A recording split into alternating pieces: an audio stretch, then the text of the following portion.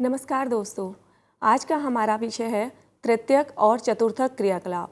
ये मानव भूगोल की एनसीईआरटी बुक फर्स्ट बुक का 7th चैप्टर है, जिसके बारे में आज हम जानेंगे।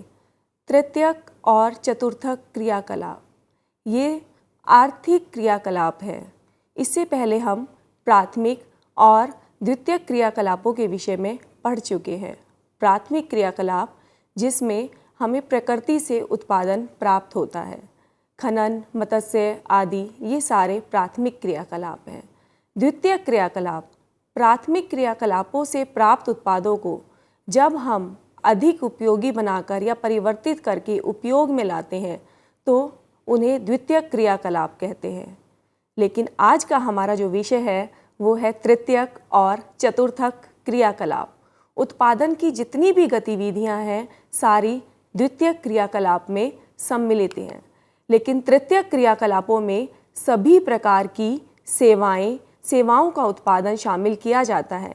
आज हम जो तृतीयक और चतुर्थक क्रियाकलापों में जिन जिन चीज़ों का अध्ययन करेंगे उसमें है तृतीयक क्रियाकलापों के प्रकार, तृतीयक क्रियाकलापों की विशेषताएं, पर्यटन एवं पर्यटन प्रदेश, चिकित्सा पर्यटन, चतुर्थ क्रियाकलाप, पंचम क्रियाकलाप, बाह्य स्रोतन और अंकीय विभाजन। ये सारे टॉपिक हमारे आज अध्ययन का मुख्य विषय रहेंगे। ये है तृतीयक और चतुर्थक क्रियाकलाप। ये टेबल आपकी एनसीईआरटी बुक में दी हुई है। तृतीयक क्रियाकलाप जो कि द्वितीयक क्रियाकलापों में जो भी उत्पादन क्रियाएं हमने की हैं उसको उपभोक्ता तक पहुंचाने का कार्य तथा साथ ही उपभोक्ता की सुविधाओं के लिए जो जो सेवाएं उसे प्रदान की जाती हैं उन सभी को हम तृतीयक क्रियाकलापों में शामिल करते हैं। तो तृतीयक क्रियाकलापों में सबसे पहली सेवा जो हम शामिल करते हैं वो आती है व्यापार एवं वाणिज्य। व्यापार एवं वाणिज्य, क्या अंतर है इनमें? व्यापार वस्तुओं को खरीदना और बेचना व्यापार कहलाता है, लेकिन वाणिज्य उन्हीं वस्तुओं का जब हम क्रय विक्रय का पूरा लेखा जोखा किन किन विधियों के माध्यम से किया जा सकता है, क्या क्या उसके तरीके हो सकते हैं जिससे हमें लाभ ज़्यादा प्राप्त हो, किस माध्यम से वो हमारे लिए ज़्यादा लाभकृत हो सकता है, उन सब विधियों का अध्ययन हम वाणिज्य या फिर कॉमर्स में करते हैं। ये व्यापार दो तरह का हो सकता है, थोक या फिर फुटकर व्यापार। इसके बारे में अभी हम आगे अध्ययन करेंगे। दूसरा जो तृतीयक क्रियाकलापों का मुख्य जो सेवा उसमें शामिल की जाती है वो आती है परिवहन वस्तुओं को या फिर व्यक्तियों को एक स्थान से दूसरे स्थान पर ले जाने वाले साधन को परिवहन कहते हैं। इसके अलावा संचार सिर्फ व्यक्तियों एवं वस्तुओं को नहीं बल्कि हमारे विचारों और संदेशों को भी एक स्थान से दूसरे स्थान पर ले जाने वाले माध्यम को संचार कहते हैं और जो तृतीयक क्रियाकलापों का हमारा एक मुख्य विषय है। इसके अलावा अन्य सेवाएं जैसे पर्यटन की सेवा, जैसे बैंकिंग की सेवा, बीमा की सेवा, हमारी संपत्तियों का जितना भी लेखा जोखा होता है, या फिर अन्य व्यक्तिगत सेवाएं जैसे डॉक्टरी की, जैसे शिक्षक की, वे सभी इसके अंतर्गत सम्मिलित की जाती हैं। इसके अलावा चतुर्थक क्रियाकलाप, तृतीयक क्रियाकलाप में भी सेवाएं आती हैं, चतुर्थक क्रियाकलाप में भी सेवाएं आती हैं, पंचम क्रियाकलाप में भी सेवाएं आती हैं। इन सब में क्या अंतर है? तृतीयक क्रियाकलाप में प्राय हम उन सेवाओं को सम्मिलित करते हैं जो कि सीधे तौर पर लोगों से जुड़ी हुई होती है। जैसे अगर आज आप अपना इलाज कराने के लिए डॉक्टर के पास जाते हैं, आप शिक्षा ग्रहण करने के लिए अध्यापक के पास जाते हैं, आप बैंक में लेन देन करने के लिए बैंक कर्मियों के पास जाते हैं, तो ये सभी सेवाएं जो आपको अटेंड करती हैं, आपकी आवश्यकताओं की पूर्ति करती हैं, सभी तृतीयक क्रियाकलापों का एक भाग माना जाता है। लेकिन चतुर्थक क्रियाकलापों में वे लोग आते हैं जो कि तृतीयक क्रियाकलापों से कुछ उच्च स्तर के अधिकारी होते हैं, जो अनुसंधान कार्य होते हैं। ये लोगों से सीधे तौर पर नहीं जुड़े हुए होते, लेकिन तृतीयक क्रियाकलापों के लोगों से सीधे तौर पर जुड़े हुए होते हैं। पंचम क्रियाकलाप में सभी प्रकार के विशेषज्ञ, निर्णयकर्ता, शोधकर्ता जो नीतियों का निर्माण करते हैं, उन सभी लोगों को, जो बड़े बड़े अनुसंधानकर्ता होते हैं, जो बड़ी बड़ी कंपनीज के मालिक, सीईओ होते हैं, उन सबको हम पंचम क्रियाकलापों में शामिल करते हैं। चतुर्थक और पंचम क्रियाकलापों में एक मुख्य अंतर यह है कि चतुर्थक क्रियाकलापों के लोग भी अनुसंधान कार्य करते हैं, पंचम क्रियाकलापों वाले लोग भी अनुसंधान करते हैं। पंचम क्रियाकलाप वाले लोग नीतियों का निर्माण और जो मेजर चेंजेस लाते हैं, समस्याओं का समाधान करते हैं, वे पंचम क्रियाकलाप वाले लोग करते हैं।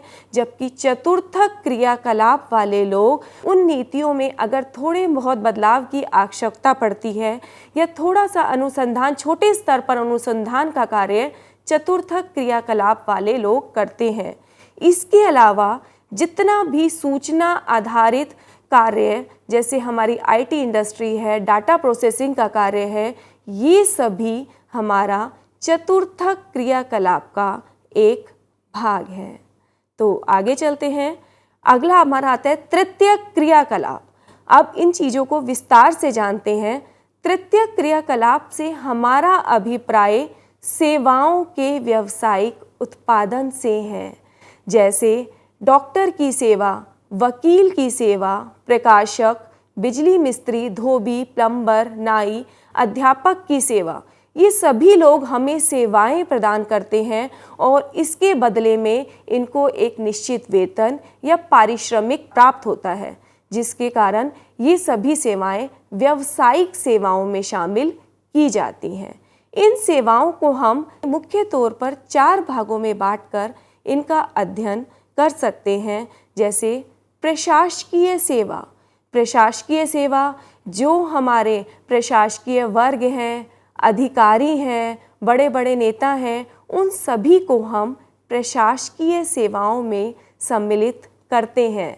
व्यापारिक सेवा जो दुकानदार, रेड़ी वाले, फेरी वाले, जो विभिन्न लोग व्यापारिक सेवाओं में हमें योगदान देते हैं, उन्हें हम व्यापारिक सेवाएं कहते हैं। संरक्षण या फिर सुरक्षा की सेवाएं, पुलिस की सेवा, सेना की सेवा जो हमारी सुरक्षा में हमें महत्वपूर्ण योगदान देते हैं। इसके अलावा सामाजिक सेवाएं, जैसे डॉक्टर की सेवा, जैसे शिक्षक की सेवा, ये सभी सेवाएं सामाजिक सेवाओं का हिस्सा मानी जाती हैं। अब इसमें सबसे पहले आता है, जब तृतीयक क्रियाकलापों का हम जिक्र करते हैं तो सबसे पहले हमारी सेवाएं आती हैं व्यापार और वाणिज्यिक सेवाएं। वस्तुओं के क्रय विक्रय को व्यापार कहते हैं। व्यापार का मुख्य उद्देश्य धन कमाना होता है। यह व्यापार 2 रूपों में, थोक या फिर फुटकर व्यापार के रूप में किया जाता है। फुटकर व्यापार, फुटकर व्यापार जो हम अपनी आवश्यकता के अनुसार रेडी वालों से द्वार पे द्वार जाकर या दुकानों पे या फिर ई कॉमर्स के जरिए, इंटरनेट के जरिए जो हम शॉपिंग करते हैं, वो सभी फुटकर व्यापार का एक मुख्य हिस्सा है। इसे हम खुदरा व्यापार भी कहते हैं। इसके अलावा अगला आता है थोक व्यापार। फुटकर व्यापार के व्यापारी जिन दुकानों से या जिन मंडियों से अपना सामान खरीदते हैं, उसे हम थोक व्यापार कहते हैं। प्राय थोक व्यापार में बड़ी मात्रा में सामान खरीदा जाता है, जिसके लिए अधिक मात्रा में पूंजी की आवश्यकता होती है। कई बार थोक व्यापार का यह कार्य कई बिचौलियों या फिर कई आपूर्ति घरों के माध्यम से भी होता है, जिसे हम श्रृंखला भंडार कहते हैं। जैसे कई बार बड़ी बड़ी मंडियां या बड़े बड़े थोक मार्केट होते हैं, वहाँ से सामान दूसरी बिचौलिए थोक दुकानों में आता है एंड उन थोक दुकानों के माध्यम से रेडियो में या दूसरी दुकानों में वो सामान आता है जहाँ से हम अपनी आवश्यकता के अनुसार सामान खरीदते हैं। अर्थात थोक व्यापार की मंडियों से फुटकर व्यापार की दुकानों तक सामान हमारे पास एक श्रृंखला या चेन के माध्यम से पहुंचता है, जिसे हम थोक व्यापार कहते हैं। कई बार ये फुटकर व्यापारी बिचौलियों से आपूर्ति की खरीद भी करते हैं। कुछ लोग भी इसमें जुड़े हुए होते हैं जिनको हम बिचौलिया कहते हैं। दूसरा तृतीयक क्रियाकलापों में जो प्रमुख सेवा आती है, परिवहन सेवा आती है। द्वितीयक क्रियाकलापों में वस्तुओं का उत्पादन होता है, लेकिन अगर उसे उपभोक्ता तक पहुंचाना है तो उसका एक मुख्य साधन परिवहन है, जिसमें वस्तुओं तथा सवारियों को एक स्थान से दूसरे स्थान तक ले जाया जाता है। वस्तुओं के उत्पादन, वितरण तथा उपभोग में परिवहन का महत्वपूर्ण योगदान होता है। परिवहन की दूरी को किलोमीटर दूरी, प्राय एक स्थान, अगर हम किसी भी दिल्ली गुड़गांव से कितना दूर है, कितने किलोमीटर दूर है, या दिल्ली से गुड़गांव जाने में हमें कितना समय लगेगा, या फिर कई बार दिल्ली से गुड़गांव जाने में कितना खर्चा आएगा के आधार पर हम परिवहन दूरी को व्यक्त करते हैं।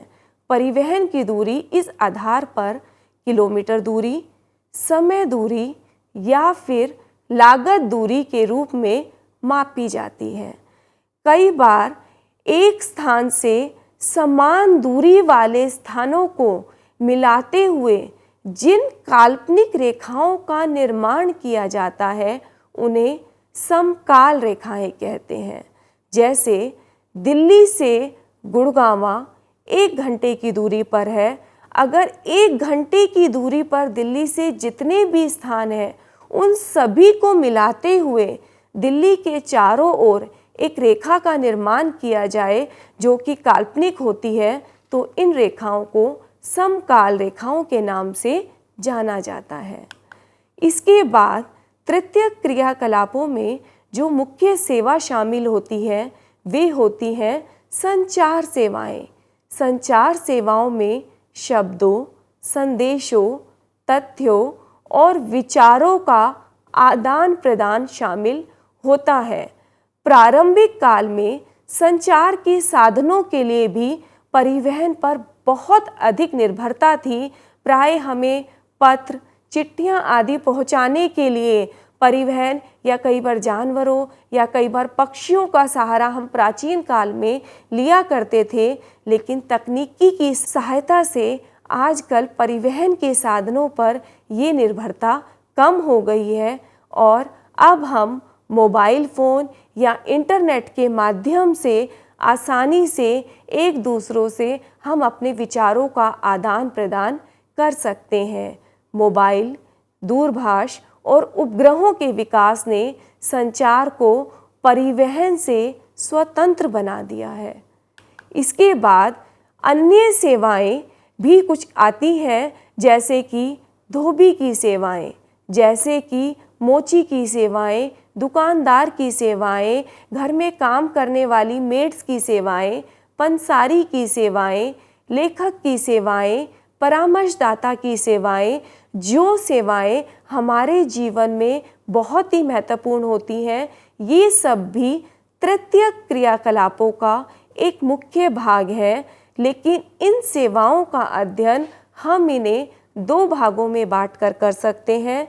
निम्न स्तरीय सेवाएं, जिनमें मानसिक श्रम का अधिक योगदान नहीं होता, शारीरिक श्रम इसमें मुख्य भूमिका अदा करता है, जैसे धोबी की सेवाएं, मोची की सेवाएं, नाई की सेवाएं, घर में काम करने वाली मेड्स की सेवाएं, दुकानदार की सेवाएं। लेकिन इसके अलावा कुछ सेवाएं जैसे लेखक की सेवाएं, परामर्शदाता की सेवाएं या फिर चिकित्सक की सेवाएं, जिसमें मानसिक श्रम अधिक होता है, को उच्च स्तरीय सेवाएं कहा जाता है। इसके अलावा कुछ सेवाएं जैसे मनोरंजन सेवाएं, इनका भी आज के युग में बहुत महत्वपूर्ण योगदान है, क्योंकि आज की व्यस्तता भरे युग में और जबकि लोगों का रहन सहन का स्तर बढ़ने लगा है, तो मनोरंजन सेवाओं की मांग भी बढ़ने लगी है।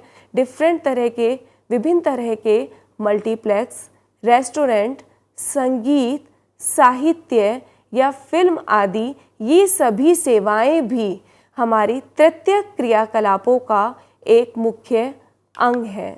इसके अलावा प्रशासनिक सेवाएं, जो स्थानीय स्तर पर, राज्य स्तर पर या प्रशासनिक स्तर पर जो भी सेवाएं हमें दी जाती हैं, वे सभी इसका एक मुख्य अंग माना जाता है। इसके अलावा शिक्षक की, वकील, चिकित्सक, ये सभी सामाजिक सेवाएं, राजमार्गों और पुलों का निर्माण रख रखाव करने वाले इंजीनियर्स की सेवाएं, अग्निशमन विभाग में लगे कर्मचारी, शिक्षा की, ग्राहकों की देखभाल या आपूर्ति या पर्यवेक्षण करने वालों की सेवाएं, माली आदि की निम्न स्तरीय सेवाएं, या फिर एक मुख्य सेवा डिब्बा वाला सेवा जो कि मुंबई में देखने को मिलती है। लोगों की व्यस्तता भरे जीवन में लोगों के जीवन को कुशल बनाने के लिए, सुविधाजनक बनाने के लिए इस सेवा का सृजन हुआ, जो कि मुंबई में इस समय लगभग 1.5 लाख ग्राहकों को प्रदान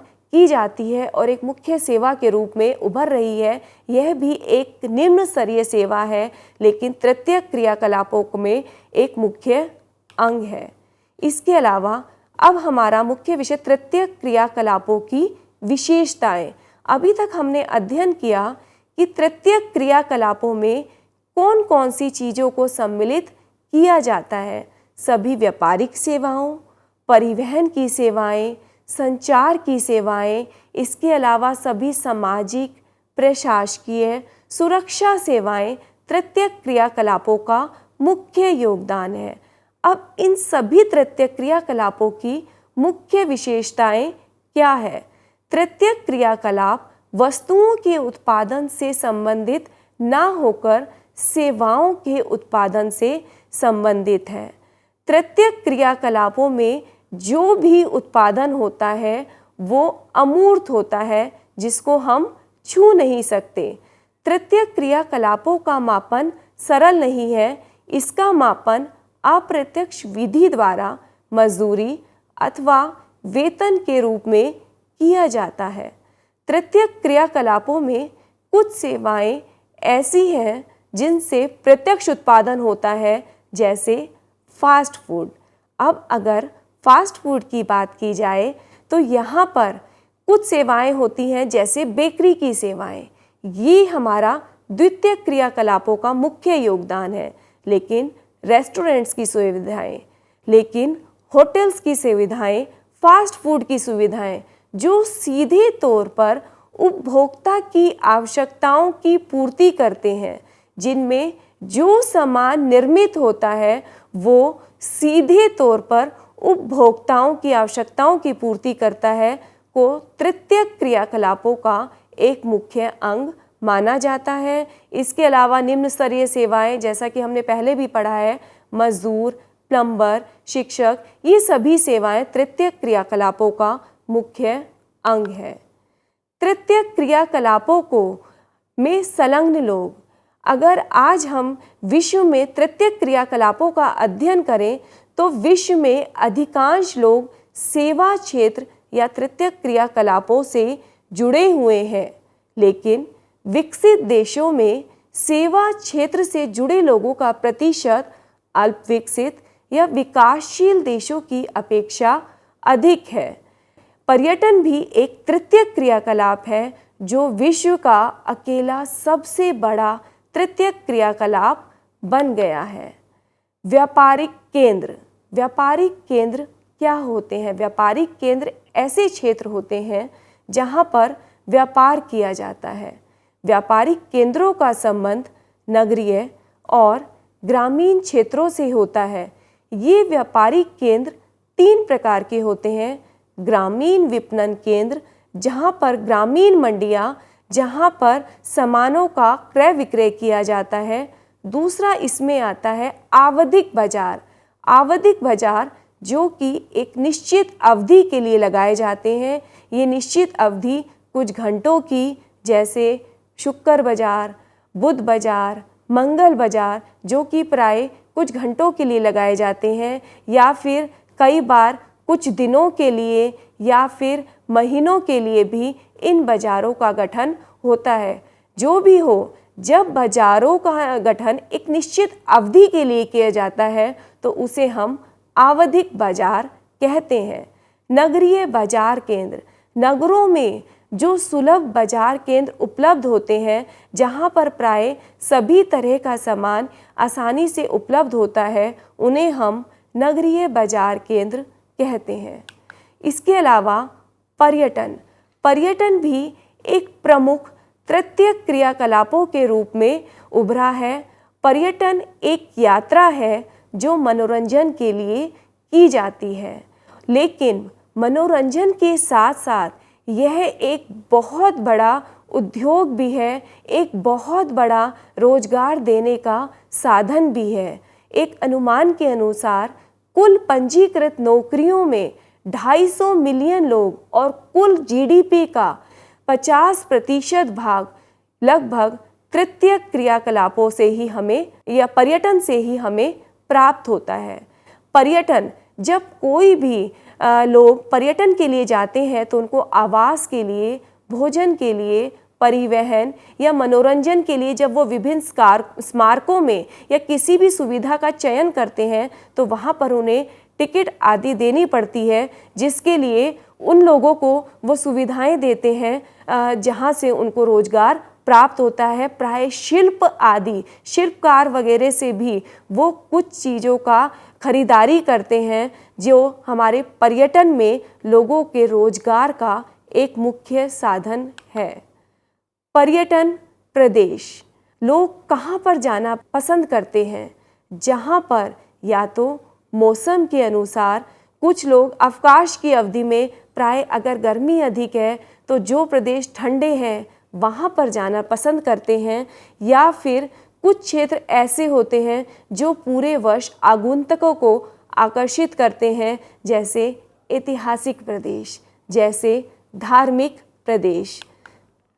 पर्यटन को प्रभावित करने वाले कारकों के विषय में जाना जाए तो इसमें सबसे महत्वपूर्ण आता है मांग। आजकल पर्यटन की मांग बहुत अधिक बढ़ने लगी है, क्योंकि लोगों की व्यस्तता के कारण लोग प्राय छुट्टियों में कहीं घूमने जाना पसंद करते हैं, जिसके कारण पर्यटन प्रदेशों की या फिर पर्यटन की मांग बढ़ने लगी है। जब लोग कहीं पर भी जाना पसंद करते हैं तो प्राय परिवहन का भी एक महत्वपूर्ण योगदान होता है, क्योंकि जिस प्रदेश में लोग जाना चाहते हैं वहाँ पर परिवहन की सुविधाएं कितनी सुगम है और कितनी लचीली हैं, ये एक महत्वपूर्ण योगदान देती हैं। पर्यटन के विभिन्न आकर्षण भी पर्यटन को प्रभावित करते हैं, जैसे जलवायु। कई बार जलवायु प्रदेशों के कारण या अच्छी जलवायु के कारण भी या अच्छे भूदृश्यों के कारण भी, जैसे पहाड़ी प्रदेश, जैसे सागरीय प्रदेश, बीचीज़ के कारण भी लोग वहाँ पर जाना पसंद करते हैं। झीलों के कारण भी लोग वहाँ पर जाना पसंद करते हैं, या फिर विभिन्न ऐतिहासिक एवं कलात्मक प्रदेश, जैसे सांची का स्तूप, जैसे अजंता एलोरा की गुफाएं, जैसे झांसी, जैसे ऐतिहासिक जो भी प्रदेश है, या फिर हमारे कलात्मक प्रदेश जैसे हमारा उत्तर पूर्वी भारत, दक्षिणी भारत, जहाँ की कला एवं संस्कृति से प्रभावित होकर लोग वहाँ पर उन्हें देखने के लिए जाना पसंद करते हैं, या फिर ये सभी चीज़ें पर्यटन को प्रभावित करते हैं। इसके अलावा चिकित्सा पर्यटन, यह भी हमारे तृतीय क्रियाकलाप में एक प्रमुख व्यवसाय के रूप में उभरा है, जो लोगों को रोजगार देता है। चिकित्सा पर्यटन से अभिप्राय चिकित्सा उपचारों के लिए अंतर्राष्ट्रीय पर्यटन से है। यह प्राय देश से अगर संयुक्त राज्य अमेरिका में कोई इलाज 10 से 15 लाख रुपए में होता है एंड वही इलाज वो भारत में सस्ता पाते हैं, 2 से 3 लाख रुपए में हो जाता है, तो वो पर्यटन के साथ, चिकित्सा के साथ साथ पर्यटन में का भी लाभ उठाते हैं। इससे दोनों देशों को फ़ायदा होता है, क्योंकि संयुक्त राज्य अमेरिका या फिर विकसित देशों के जो लोग हैं वो जब यहाँ पर आते हैं, जो चिकित्सा के साथ साथ वो पर्यटन के भी आनंद उठाते हैं और साथ ही साथ भारत को अधिक मुद्रा की, विदेशी मुद्रा की प्राप्ति होती है। लेकिन ऐसा तभी संभव होता है जब हम उन्हें उच्च तकनीकी पर आधारित सेवाएं दे पाती हैं। इसके लिए भारत में बड़े बड़े उच्च तकनीकी पर आधारित अस्पतालों का निर्माण किया गया है। सन 2005 का आंकड़ा यह दर्शाता है कि संयुक्त राज्य अमेरिका से उपचार के लिए लगभग 55,000 रोगी भारत आए थे। भारत इस समय चिकित्सा पर्यटन में एक अग्रणी देश बनकर उभर रहा है। इसके साथ ही दूसरे विकासशील देश भी जैसे थाईलैंड, सिंगापुर, मलेशिया, स्विट्जरलैंड और ऑस्ट्रेलिया जैसे क्षेत्र भी चिकित्सा पर्यटन में उभर रहे हैं। चतुर्थक क्रियाकलाप। चतुर्थक क्रियाकलाप से अभिप्राय ऐसे उच्च बौद्धिक व्यवसाय से है जिनका दायित्व चिंतन, शोध और विकास के लिए नए विचार देना है। यह बहुत ही विशिष्ट तथा जटिल प्रकार का क्रियाकलाप है जिसका मुख्य संबंध ज्ञान से है, जैसे कि शिक्षा, सूचना या अनुसंधान कार्य। सूचना प्रौद्योगिकी से संबंधित जितना भी कार्य किया जाता है वह सभी चतुर्थक क्रियाकलापों का एक मुख्य हिस्सा है। जितना भी आईटी कंपनीज काम कर रही हैं, डाटा प्रोसेसिंग का कार्य कर रहे हैं, ये सभी चतुर्थक क्रियाकलापों का एक मुख्य कार्य है। इसके अलावा सूचना प्रौद्योगिकी अनेक प्रकार की प्रौद्योगिकी का संयुक्त रूप है जो कि हमारा चतुर्थक क्रियाकलापों का एक मुख्य भाग है। पंचम क्रियाकलाप। पंचम क्रियाकलापों से अभिप्राय ऐसे उच्चतम बौद्धिक व्यवसाय से है जो ज्ञान पर आधारित होता है। इन क्रियाकलापों में निर्णय लेने वाले, नीतियां बनाने वाले व्यक्तियों को सम्मिलित किया जाता है। देश की समस्याओं का वास्तविक समाधान प्राय यही लोग करते हैं। नई नई नीतियों का सृजन भी इन्हीं लोगों के द्वारा किया जाता है। किसी भी कंपनी के बड़े अधिकारी, कर्मचारियों को, बड़े प्रशासकीय वर्गों को प्राय पंचम क्रियाकलापों का एक मुख्य भाग माना जाता है। बाह्य स्रोतन भी पंचम क्रियाकलाप का एक मुख्य साधन है। बाह्य स्रोतन, जब हम किसी भी कार्य को लागत घटाने के लिए या फिर कुशलता को बढ़ाने के लिए किसी बाहरी व्यक्ति या एजेंसी को देते हैं या ठेका देते हैं तो उसे हम बाह्य स्रोतन कहते हैं। जैसे कॉल सेंटर खोलना या फिर दूसरे देशों में कुशल कर्मचारियों को बुलाना, ये सभी बाह्य स्रोतन का एक मुख्य हिस्सा है। बाह्य स्रोतन आजकल बढ़ता जा रहा है क्योंकि कुछ देशों में मानव श्रम बहुत सस्ता है।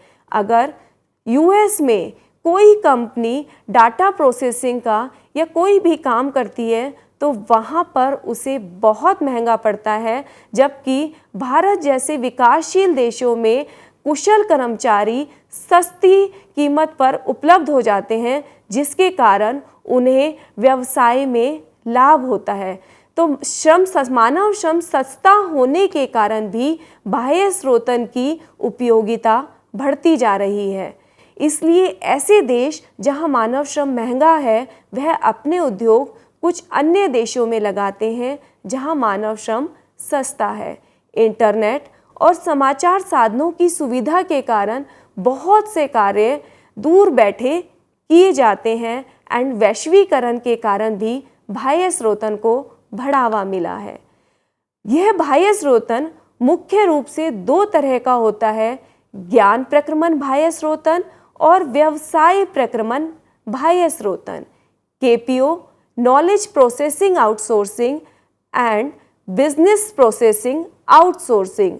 जब सूचना और ज्ञान को बढ़ाने के लिए ई लर्निंग या अनुसंधान वैज्ञानिकों को या सलाहकारों को दूसरे देशों में बुलाया जाता है तो उसे हम ज्ञान प्रक्रमण बाह्य स्रोतन कहते हैं। इसका मुख्य उद्देश्य कुशलता को बढ़ाना होता है, लागतों का इसमें ध्यान नहीं रखा जाता।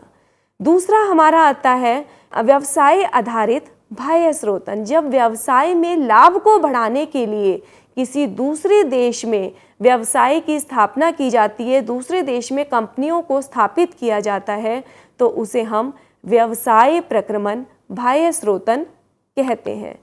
अंकीय विभाजन। सूचना और संचार प्रौद्योगिकी का विकास पूरे विश्व में एक जैसा नहीं है। विकसित और विकासशील देशों में सूचना और संचार प्रौद्योगिकी के अंतर को अंकीय विभाजन कहते हैं। प्राय विकसित देश इस दृष्टि से सूचना और संचार प्रौद्योगिकी में विकास की दृष्टि से आगे निकल गए हैं, जबकि विकासशील देश अभी इसमें काफ़ी पीछे हैं। स्वर्ण कॉलर श्रमिक।